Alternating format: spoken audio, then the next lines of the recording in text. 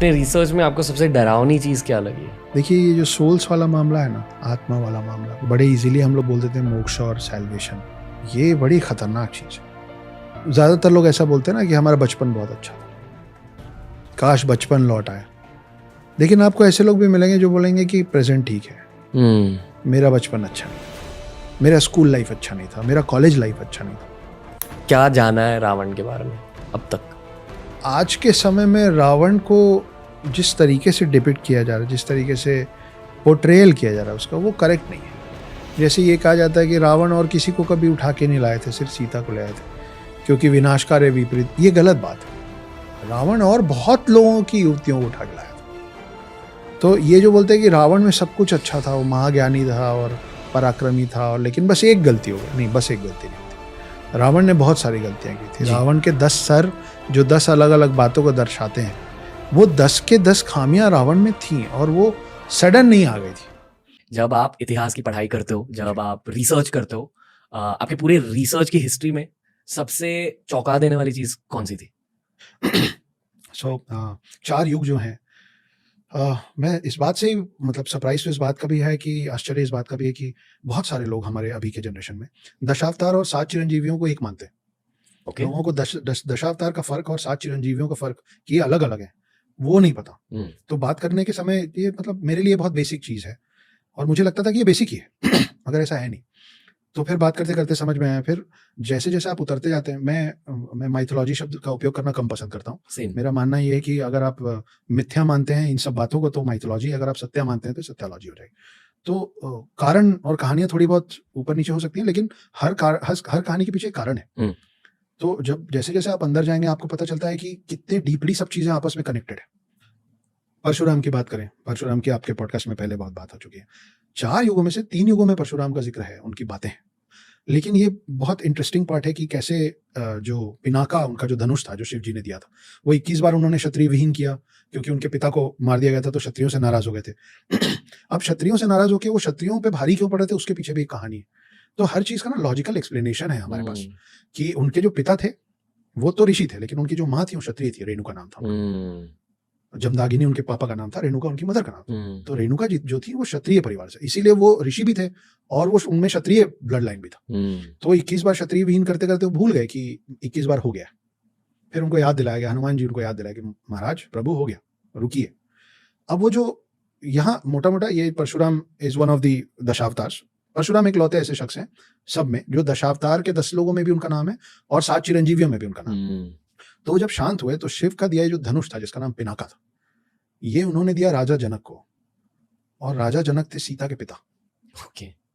और उसकी प्रत्यंचा जो पीछे वो डोरी लगती है उसको उतार दिया उन्होंने कहा कि जो इसकी प्रत्यंचा चढ़ा लेगा वो सही वर होगा। ये बोल के वो चले गए महेंद्र पर्वत में तपस्या करने। सालों साल बीत गए, क्योंकि त्रेता युग जो है, जो सेकंड युग है, ये भी एक कंफ्यूजन है। मुझे बड़ा आश्चर्य हुआ कि लोगों को लगता है कि सत्युग है, फिर द्वापर है, फिर त्रेता है, क्योंकि डी और टी त्रे सुन के थर्ड लगता है। तो त्रेता युग की शुरुआत में जो पहले अवतार हैं वो परशुराम, और त्रेता युग के जो आखिरी अवतार हैं वो राम है। तो त्रेता युग जो है वो है कुछ 8,96,000 सालों का, 8,64,000 ईयर्स। तो कहाँ वो पहले अवतार, कहाँ, तो इनमें बहुत बड़ा गैप है। तो इतने साल बाद फिर जब वो फिर राम बड़े हुए, सीता आई धरती पे, और फिर वो प्रत्यंचा चढ़ाते समय वो धनुष टूटा। तो फिर परशुराम नाराजगी से आए राम को मारने, और लक्ष्मण तो हैं गुस्सैल, तो ये दोनों आपस में लड़ लिए थे। फिर उनको पैसिफाई किया गया, उनको समझाया गया कि आप भी विष्णु अवतार हैं, आप भी विष्णु अवतार, मिलके चले गए। लेकिन परशुराम की गाथाएं महाभारत काल में भी है।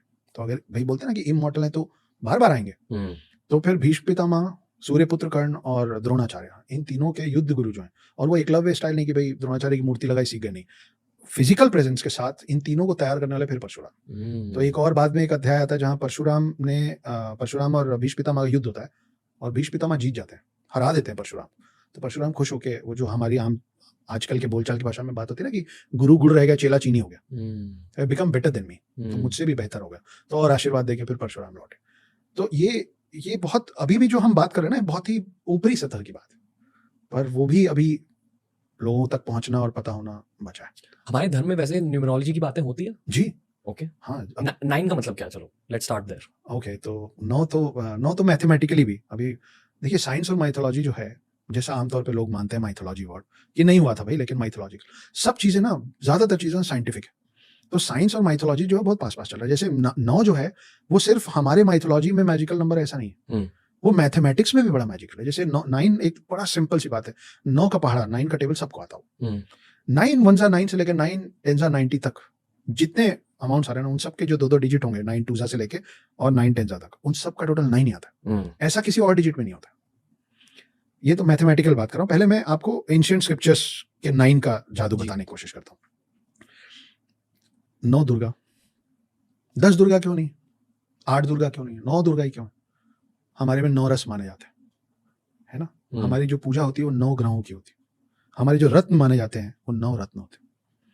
आप देखिए कि अब इस पे तो किसी का वश नहीं है कि जो औरत जब पेट से होती है, जब वो प्रेग्नेंट होती है, तो बच्चा 9 महीने ही होता है, 10 महीने क्यों नहीं होता या 8 महीने क्यों नहीं होता? और जब वही इंसान बच्चे से बड़ा होकर बूढ़ा होकर मर जाता है, तो उसकी आत्मा की शांति के लिए भी हम 9 ग्रहों की पूजा करते हैं। तो आप एक तरीके से देखेंगे ना, तो हम पैदा होने से पहले, हमारे जन्म से पहले से लेकर और हमारे मृत्यु के बाद तक हम हर चीज में 9 के फेर में ही चल रहे हैं। और मैथमेटिकली आप आएंगे तो सन का जो आउटर पेरिफेरा, अगर आप डायमीटर जोड़ने जाएंगे तो जो टोटल माइल्स है, आप अगर अर्थ के एक पॉइंट से शुरू करते हैं और पूरा घूम के अर्थ के उसी पॉइंट पे आते हैं, तो जितने माइल्स हैं, और मून में भी सेम, तो चंद्रमा, सूर्य और पृथ्वी, इन तीनों में आप एक पॉइंट से शुरू करके डायमीटर को अगर माइल्स में काउंट करेंगे, उन तीनों का जो टोटल माइल्स का फिगर है वो अलग अलग है, लेकिन उन तीनों का अलग अलग टोटल जो है ना वो 9 है। लाइट का जो स्पीड है पर सेकेंड, उसका टोटल 9 है। तो 9 आपके हर जगह में ना वो अपनी जगह बनाया हुआ है। 90 डिग्रीज का आप आधा कर लीजिए तो 45 डिग्रीज का भी टोटल 9 होता है, 90 डिग्रीज का भी टोटल 9 होता है, उसका डबल आप कर लीजिए 180 डिग्रीज, 360 डिग्रीज, उससे और बढ़ा लीजिए, उससे और घटा लीजिए। Triangle, pentagon, circle, cylinder, anything, square, सबका टोटल 9 है। तो ये ज्योमेट्री हमारे वश में नहीं है ना, वो तो जो था we have just decoded it. Also मेरा बहुत जोर से मानना ये भी है कि हम लोग ज्यादा कुछ इन्वेंट नहीं कर रहे हैं, हम डिस्कवर कर रहे हैं, हम सब चीजें रीडिस्कवर कर रहे हैं, क्योंकि बहुत सारे ऐसे एंशिएंट पेजेस हैं जो हम लोग नहीं बचा पाए। फिर अपने रिसर्च में आपको सबसे डरावनी चीज क्या लगी है? देखिए ये जो सोल्स वाला मामला है ना, आत्मा वाला मामला, बड़े इजीली हम लोग बोल देते हैं मोक्ष और सैल्वेशन। ये बड़ी खतरनाक चीज है। सैल्वेशन जिनको मिल जाता होगा, जितना मैंने पढ़ा समझा, सैल्वेशन जिनको मिल जाता होगा वो तो ठीक है, जिनको नहीं मिलता है वो बहुत सारे वर्ल्ड्स में अलग अलग तरीके से भटकते रहते हैं। और आपके लाइफ की अपनी परेशानियाँ होंगी, मेरी लाइफ की अपनी परेशानी रही हैं। एक बहुत अच्छे बचपन के बाद अभी 2014 में सुसाइड तक जाना पड़ा है, और वहाँ से फिर अब मैं आपके साथ यहाँ बैठ के बात कर रहा हूँ। तो ज़्यादातर लोग ऐसा बोलते हैं ना कि हमारा बचपन बहुत अच्छा था, काश बचपन लौट आए। लेकिन आपको ऐसे लोग भी मिलेंगे जो बोलेंगे कि प्रेजेंट ठीक है, मेरा बचपन अच्छा नहीं था, मेरा स्कूल लाइफ अच्छा नहीं था, मेरा कॉलेज लाइफ अच्छा नहीं था, फॉर XYZ रीजंस। सोल जो ट्रैवल कर रहा है वो हम अपने कर्मों की वजह से ही सैल्वेशन को या तो नहीं पाते हैं या तो देर से पाते हैं। सोल्स की एक एज है, जैसे आपके और मेरे बॉडी का एक एज है, वैसे सोल्स का, फॉर एग्जांपल सिर्फ आपके मेरे समझने के लिए, आप मान लीजिए कि सोल की उम्र 1000 साल है, मान लेते हैं एक आत्मा है जिसकी उम्र 1000 साल है। अब वो या तो 20 बार 50-50 साल के बॉडीज बदले, या 10 बार 100-100 साल के बॉडीज बदले, मगर ऐसा होता नहीं है। कई बार एक बच्चे में आत्मा जाती है और वो पेट में ही मर जाता है, या भ्रूण हत्या कर दी जाए, जैसे भी कोई खेलते हुए मर जाता है, कोई किसी कारण से, कोई बुजुर्ग होकर मरता है, कोई जवानी में मर जाता है। तो हम में से कोई ये नहीं बता सकता कि उस 1000 साल का जो सोल का स्पैन है वो कितने लाइफ टाइम्स में कवर होगा, और वो उतने सारे लाइफ टाइम्स में उसको क्या क्या देखना पड़ेगा। फॉर एग्जाम्पल आप देखे होंगे कि एक उम्र दराज आदमी होता है, या उसका बॉडी लैंग्वेज ऐसा है कि यार थोड़ा मतलब डिसेंट रहिए। आप बहुत सारे लोगों को देखेंगे जो हर बात में गाली देते हैं, वो बड़े हो गए हैं पर, और एट द सेम टाइम आप स्कूल कॉलेज में ऐसे लोगों को भी देखेंगे जो बड़े स्थिर हैं, very calm people. It is not because उनकी परवरिश कैसे हुई, क्योंकि ऐसा भी हो सकता है कि उन्हीं के फादर से आप मिलेंगे तो आपको लगेगा कि यार ये ज्यादा समझदार है पिताजी से। तो वो जो फादर का जो सोल है ना, वो उनका ये बेटा बना इस बार। लेकिन अगर आप फादर के सोल और बेटे के सोल को कंपेयर करेंगे तो सोल की उम्र होगी 600 ईयर्स और फादर की एज का सोल की एज होगी कहीं 300 ईयर्स। तो कुल मिला के son is elder then the father at the age of soul. अब ये क्यों मिले हैं, ये अगली बार फिर मिलेंगे, क्योंकि उसी को शायद कार्मिक कनेक्शन बोलते हैं कि इस जिंदगी में मिले हैं, फिर अगले जीवन में ये कुछ और होगा, कोई कुछ और होगा, लेकिन वो किसी ना किसी तरीके से their roads their paths will cross. Okay. मुझे सबसे डरावनी चीज सर राक्षस और दानव ऐसे सब चीजें मुझे बहुत डरावनी लगती है। इस टॉपिक में आपका इंटरेस्ट है? जी। क्या होते थे राक्षस, क्या होते थे दानव, असुरा, ये सब एक ही चीज है? नहीं, बहुत थोड़ा थोड़ा फर्क है। ओके। इसकी शुरुआत हम करते हैं, देखिए है सब राक्षस मतलब ऐसा नहीं कि बिल्कुल अलग प्रजाति है, वो भी होते थे, मैं मानता हूँ अभी भी होते हैं, लेकिन अब हम सब एक जैसे दिखने लगे हैं। जी। जैसे चारों युगों की अगर बात करें तो सतयुग में सब कुछ सत्य सत्य था। आप ये समझिए कि एक अर्थ है और अर्थ के बाहर दो वर्ल्ड्स हैं, एक गॉड वर्ल्ड है, एक डीमन वर्ल्ड है। ये दोनों चाहते हैं कि हम अर्थ को विन ओवर कर लें, ये हमारा हो जाए। ऑलरेडी इसका जो आधिपत्य है, इसका जो पोजीशन है वो गॉड्स के पास है इन सतयुग।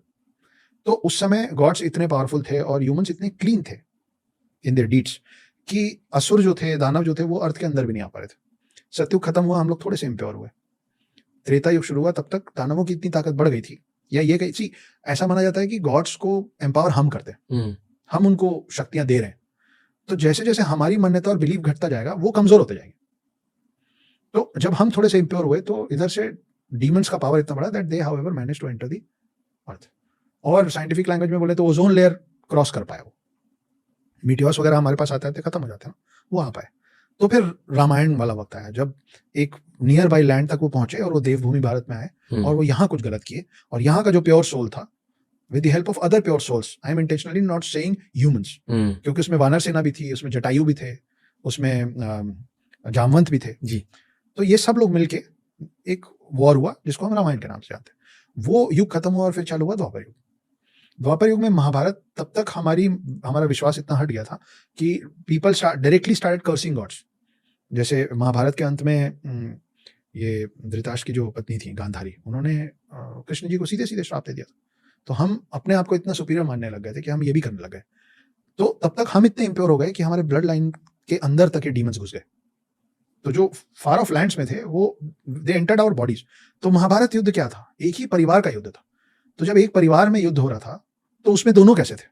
और अब हम रहते हैं कलयुग में, जिसमें हमारे डीएनए में, हर इंसान के ब्लड लाइन में दोनों चीजें चल रही हैं। कई बार हमको पता होता है कि एथिकली ये काम गलत है, पर वो प्रॉफिटेबल होता है तो हम कर लेते हैं कि क्या जाता है, चलता है। तो इसीलिए युगों में जो डिटोरिएशन हो रहा है in our lives is this.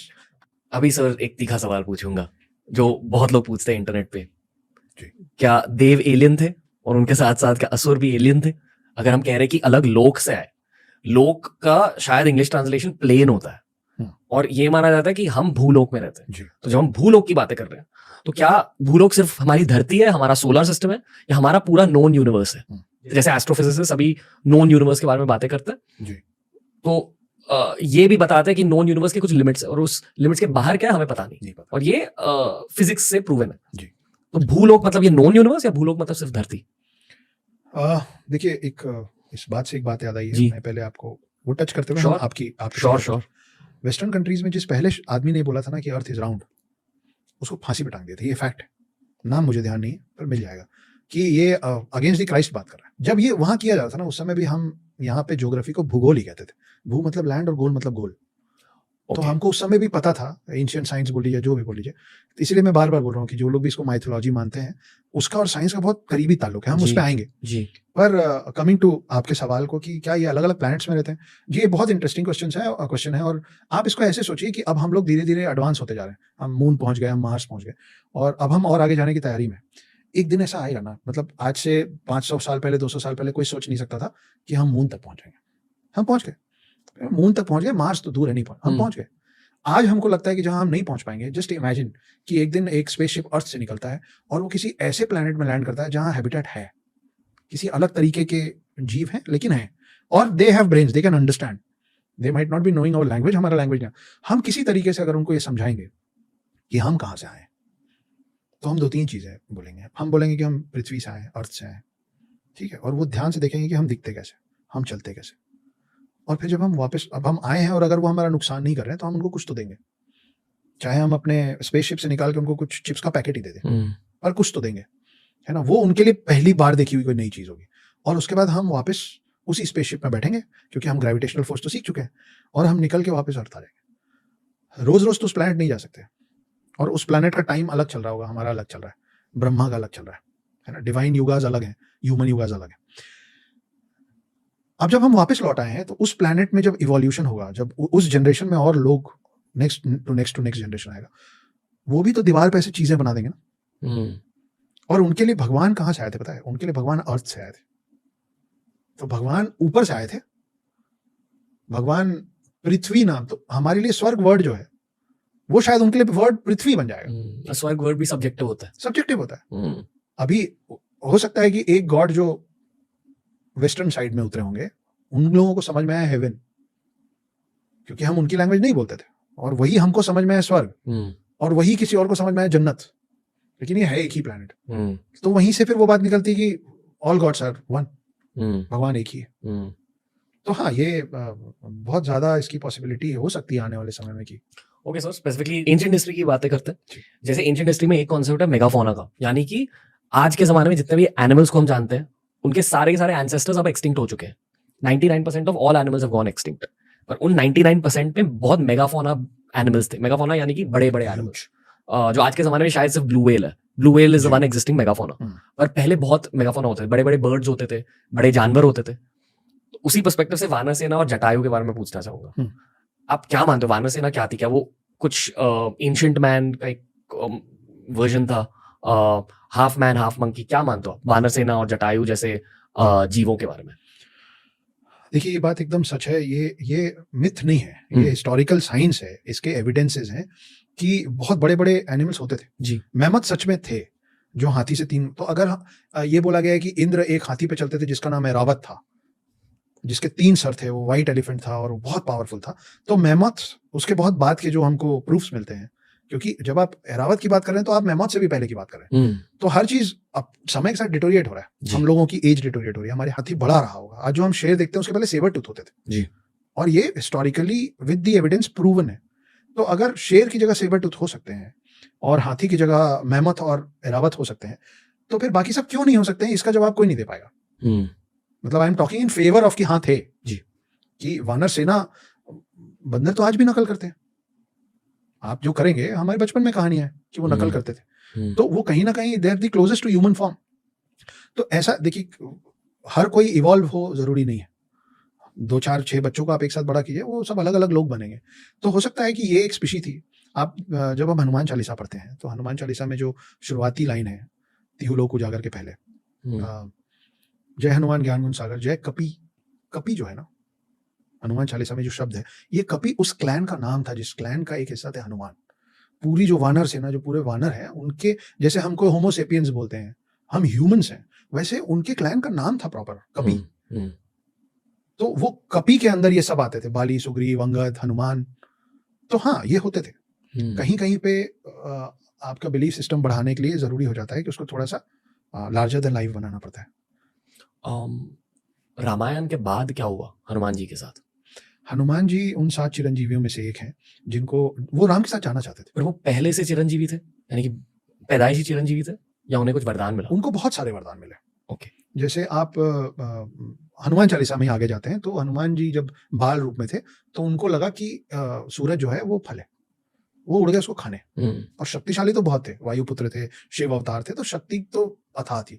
जब वो उड़े खाने के लिए, ये इंटरेस्टिंग बात है कि आप हमारे हनुमान चालीसा में जो डिस्टेंस लिखा है अर्थ और सन का, it is very very close to the real distance between earth and sun. और हम हनुमान चालीसा कब से पढ़ रहे हैं?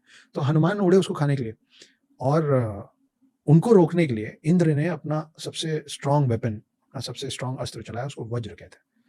वो एक दूसरे ऋषि थे दधीची करके, उनके बोन से बना हुआ है, एक दूसरे राक्षस को मारने के लिए, टूट ही नहीं सकता। आप ये समझ लीजिए कि कैप्टन अमेरिका का टाइटेनियम वाला शील्ड है वो, कि it can not be broken.